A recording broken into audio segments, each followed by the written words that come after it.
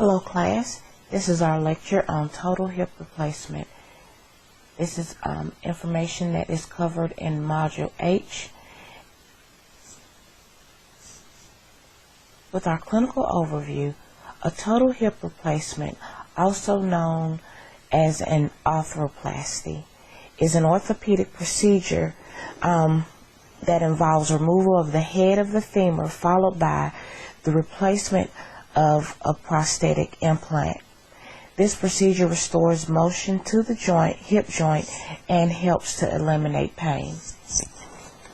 When you're reading this section in your book on page 1653, it talks about the different types of hip fractures that a patient can sustain. It talks about the intracapsular fracture. It also talks about fractures that happen below the head of the femur, fractures that happen to the actual neck of the femur.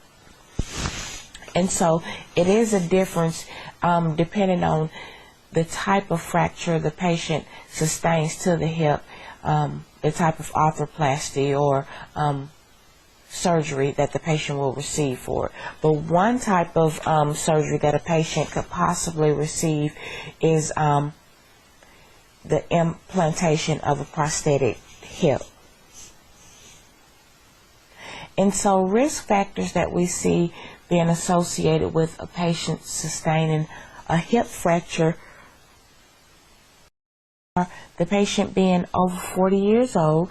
We typically see hip fractures in adults over age 65, and we typically see it in women more, especially if the woman has osteoporosis. Obesity is a risk factor for developing a hip fracture. Lack of physical activity. With our previous lecture on fractures, we talked about the relationship of maintaining regular exercise and its relationship with calcium, and also a genetic predisposition.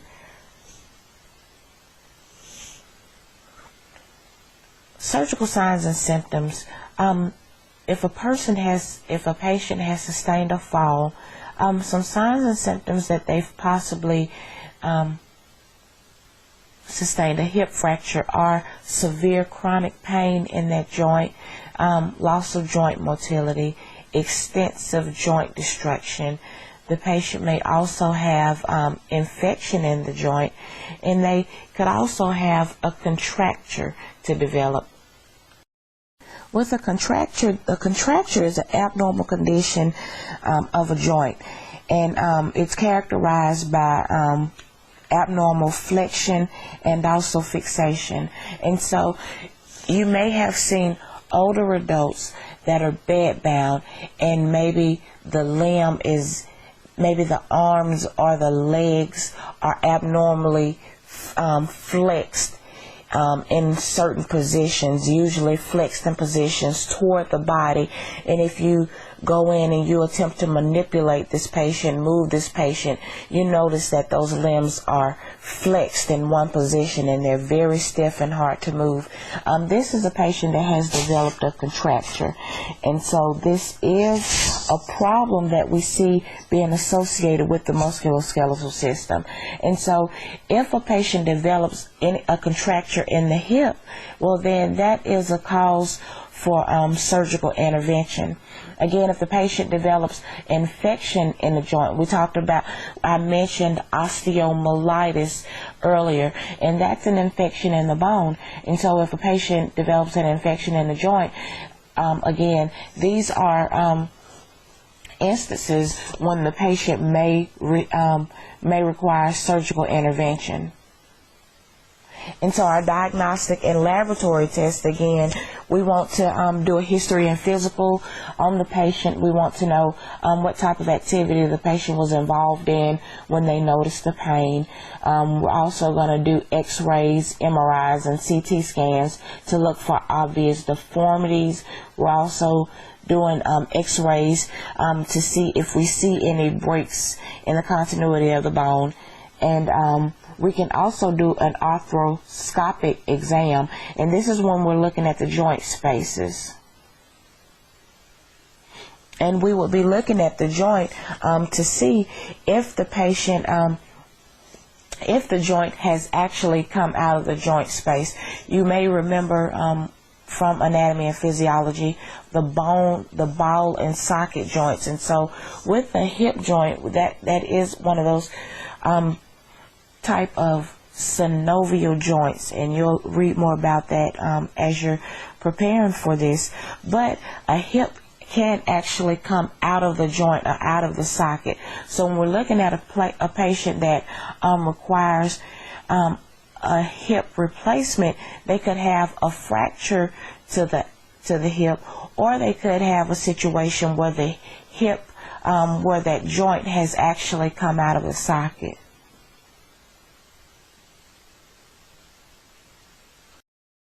So with our therapeutic nursing management, we want to encourage the client to lose weight. We're looking at prevention of osteoarthritis necessitating surgery. So initially we want to help the patient to prevent ever needing a surgery or ever requiring a surgery because of a hip dislocation. We want to encourage the patient to lose weight. We want to encourage a range of motion exercise program unless the patient has severe inflammation. We want to encourage good posture and the appropriate use of body mechanics. And we also want to encourage the client how to reduce stress on the joints. And so again, all of these are prevention of osteoarthritis, and the reason we're focusing on osteoarthritis is because this osteoarthritis predisposes patients to requiring hip replacements.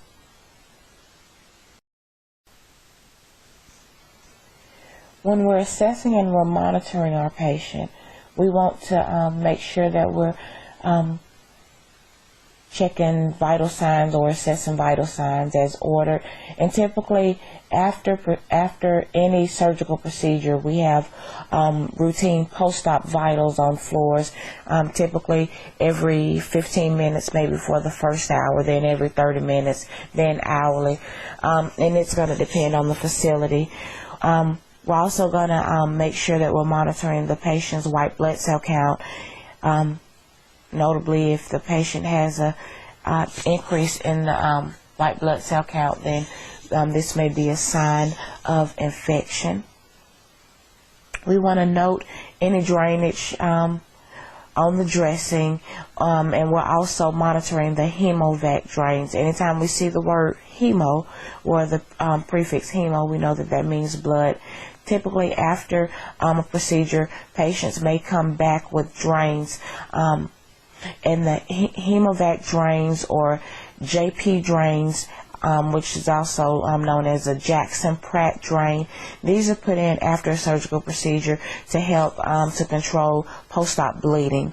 And so we have to monitor the drains for excessive bleeding. If they're filling up rapidly, this is something that has to be referred, followed up with the doctor. And again, we're monitoring any drainage on the dressing. And so when a patient returns from surgery with a post-op dressing, always remember that we don't change the initial post-op dressing. We're only reinforcing it.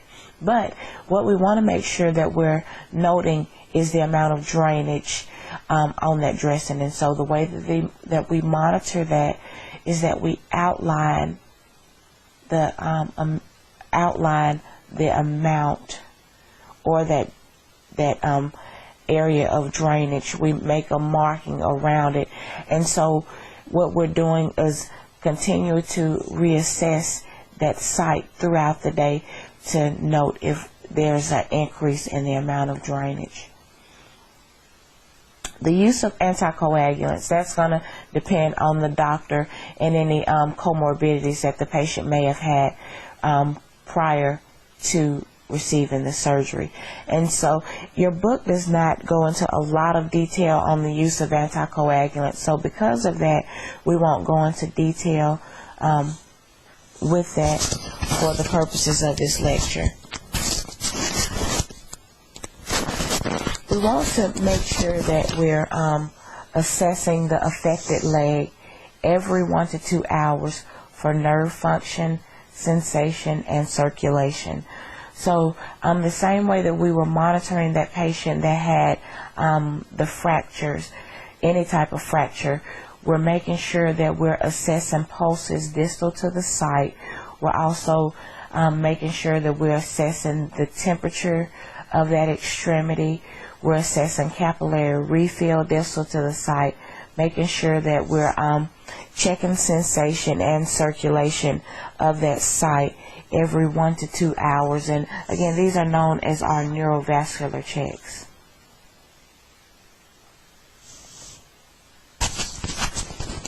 We're going to make sure that we're assessing the site for infection. And so we remember the signs and symptoms of infection. We're looking for reddened areas, erythematous areas, inflamed areas, increased edema. The patient may complain of pain, increased pain to the site. And so again, we want to make sure that we're monitoring the incision site for signs of infection. We also want to look for indicators of thrombophlebitis again. So we're looking for reddened areas, localized reddened areas. And again, we're making sure that we're monitoring our patients that have been immobilized or on bed rest for those signs and symptoms of thrombophlebitis. We also want to look for indications of pulmonary embolism.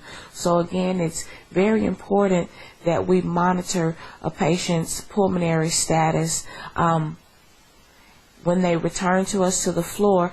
So we want to make sure that we know that the patients, we want to make sure that we're adequately listening to the lung sounds, make sure that we're noting what that respiratory rate is initially so that we have a baseline to draw from. If the patient has an increase in their respiratory rate, they're having an increase in restlessness.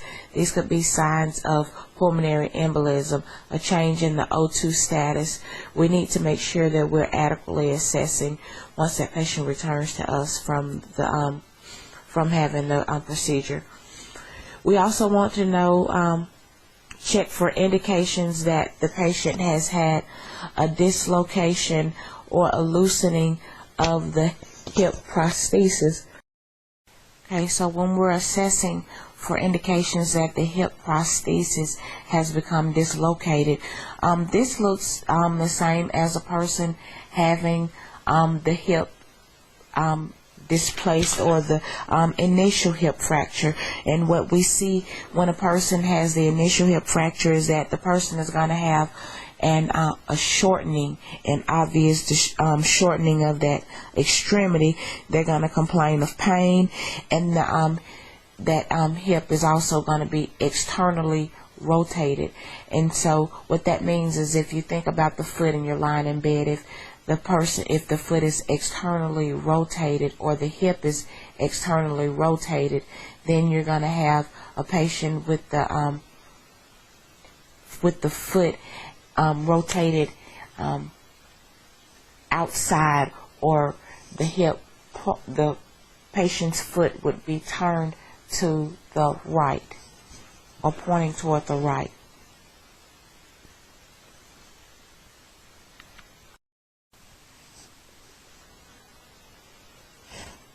So in addition to routine pre- and post-operative care, we will have to be able to teach the client how to walk with crutches or a walker prior to surgery. This is because patients are spending less time in the hospital, and so we have to utilize our pre-op time to do teaching as much as possible, do as much teaching as possible because of the quick turnover of surgical patients. And so we're going to teach them in the pre-op period how to properly walk with crutches. We want to teach the client how to transfer from the bed to the chair prior to surgery. And we're also going to discuss turning and positioning with the surgeon prior to surgery. Now, for these first two things, teaching the client how to walk with crutches and teaching the client how to transfer, this again is typically done by the physical therapist, but we want to also always be able to reinforce what the physical therapist is teaching the client. We want to make sure that we're stressing the importance of the patient not flexing the hip past 90 degree flexion. And a way to know that, your book talks about the person using really low toilet seats. And if you think about that, or if you think about sitting in maybe an old recliner or chair that doesn't have adequate padding in it, maybe an old couch. If you think about sitting in one of those, you know that once you sit in one of those, your hip sinks down. And so that's when we do that, the hip is is forced in a position that is greater than 90 degree flexion. And so when this happens, then the patient is at risk of that prosthesis becoming dislocated. So we want to tell them in the pre-operative period to avoid sitting in real excessively cushy chairs, really low couches, because sometimes cushy chairs, when we sit down in them, our hips sink down. And so patients want to make sure that they're sitting in chairs that have adequate padding, that have a straight back. They may want to sit on pillows. Sit on pillows. The patient will need an elevated toilet seat when they're going home. They may also need, they're also going to require bath chairs or shower chairs as well, because think about sitting down in a low bathtub. It's the same, you're thinking of the same thing as if the person sat in one of those cushy chairs or recliners again, and then that person being in that position that is greater than 90 degrees flexion. We also want to teach the patient to avoid hip adduction. And so when the patient is in bed, we want to remind them that they want to keep the legs abducted and not adducted. And so we will use the abduction pillows. And if you think about it, if you add something, that means you're bringing something toward the body. So when the patient adducts the hip, that means that they're bringing that hip across the midline of the body. And so think about this, when the patient is crossing their legs, that's adduction, and that puts the patient at risk of dislocating that prosthesis. And so when the patient is in bed, we want to remind them that they will need to adduct the pillows with an abduct the legs with an abduction pillow, or with a regular pillow when they're lying in bed.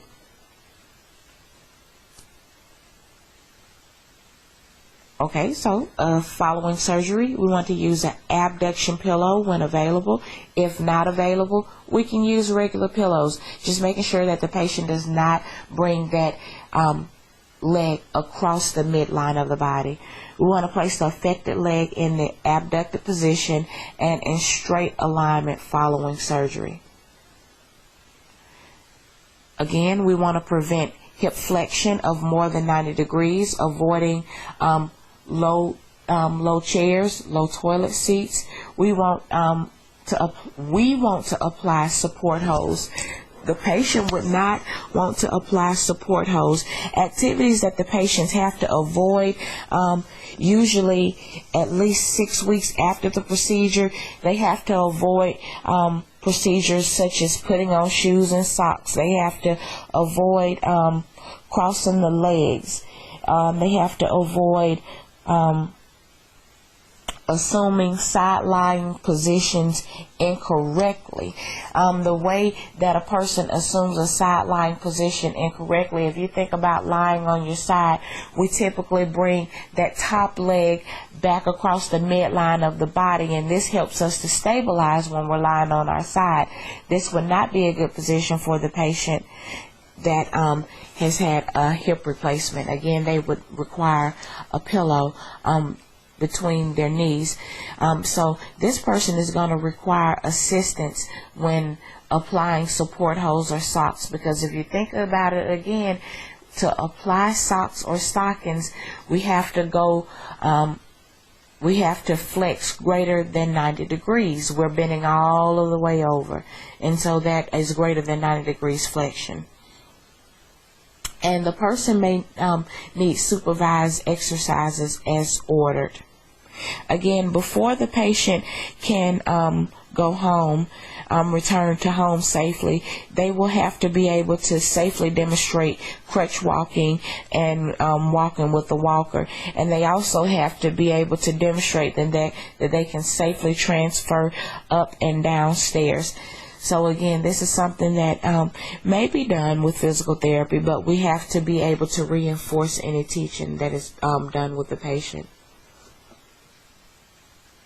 We want to instruct the client to avoid internal, well, this says internal and external rotation of the affected extremity for 6 months up to a year following surgery. Now, your book differs in what it says. It says that we want to have the patient to avoid internal rotation, and it says that these activities need to be avoided usually for at least 6 weeks. So we're going to go, according to what your book says. We want to encourage the client, again, not to cross their legs. We also want to instruct the client to avoid sitting in one position for greater than 1 hour.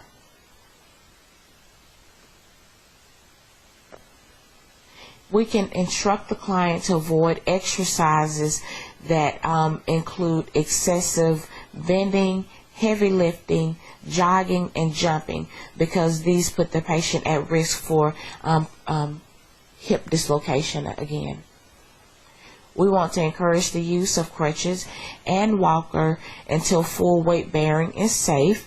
And then we want to encourage the use of adaptive equipment for everyday activities. What I want you to make sure that you read, in addition to your regular read, and I always encourage you to make sure that you read the boxes that are within your chapters. I want you to make sure that you read the evidence-based practice section that is on page 1655, and it asks the question, should hip fracture patients use weight-bearing exercises? And what this study found is that there was no significant difference in the patient that did weight-bearing exercises compared to the patient that did not do weight-bearing exercises. And what I mean is that this patient that does weight-bearing exercise was at no greater risk of injury than the patient that did not do weight-bearing exercises. And they actually found that the patients that did weight-bearing exercises after hip replacement or hip fracture had greater balance, greater functional ability, and that this patient was more apt to walk unaided or without an assistive device after 4 months. We want to make sure that we're encouraging the intake of iron. Iron is needed for, we need iron and calcium. They work together. We want to make sure that the patient also has adequate vitamin C and protein. And again, we know that those things help with adequate healing. We want to arrange for follow-up visit with the orthopedic surgeon and also with the primary care provider. Again, they're making sure that the patient does not have any deformities, that the prosthesis has not become dislocated. We want to remind the client to tell technicians about the prosthesis if they're scheduled for an MRI. Prostheses are typically made of iron or metal, and so they would need to know this prior to having an MRI, because we know that this is magnetic resonance imaging, so they would have to make sure that they're letting technicians know about the prosthesis prior to having an MRI done. The client would have to ensure that they carry a card verifying the presence of a prosthesis prior to going to airports or security buildings, because we know that this could activate the security device within these places. So they would want to make sure that they're carrying a card verifying the presence of a prosthesis. In the post-op period, this patient may require morphine or Demerol. Again, this is in the immediate post-op period, and remember, this is a surgical procedure, so they are going to require analgesics in this post-operative period. Now, this is in the immediate post-operative period. Wouldn't send them home on morphine. So again, this is in the immediate post-operative period. Prophylactic antibiotics, cefalozoin, may be required for the patient, because, again, we want to decrease the patients of post-operative infection. And the patient may, depending on the patient and any comorbidities, may require low molecular weight heparins, and this is Levinox, just to make sure that that the patient does not develop any type of blood clots while they're on bed rest. And again, the complications are much the same that we saw when we were talking about the other type of fractures. The patient is at risk for infection and hemorrhage. Thrombophlebitis, the patient is also at risk for pulmonary embolism. We talked about the prosthetic dislocation and loosening, looking much like that initial injury when the patient had the hip dislocation or hip fracture, the external rotation, the obvious shortening of that extremity, pain at that site. And so these are the complications that we see as a result of the patient having having hip surgery. Our older adults are at a greater risk of developing hip fractures, again, as a result of hip osteoarthritis. Our older adults have prolonged healing of the bones and also of the joints. With the total hip replacement, this is the most common implant surgery performed. Approximately 200,000 total hip replacements are performed in the U.S. yearly, and more than 1 million are performed internationally. And again, when you're reading your chapter, it says here that in adults over age 65, we see that it is more frequently performed in women than in men, and it's typically because of osteoporosis. And so our key points again: a prosthesis for hip replacement may be cemented bone, the bone cements or holds the prosthesis to the bone, or the person may have uncemented. The prosthesis is porous, which allows the bone to grow into the prosthesis. Again, we're providing our pre-operative preparation and teaching. We're preparing the person to return home safely after the procedure, and we want to prevent post-operative complications by teaching the patient the positions to avoid. We want them to avoid that flexion of greater than 90 degrees, avoid crossing the legs, avoid putting on socks and shoes. The person is going to require assistance with these. Avoid hip adduction. We want to prevent, and these things are going to prevent hip dislocation. We want to promote physical rehabilitation and increase mobility following discharge. We're also making sure that the patient has adequate pain management.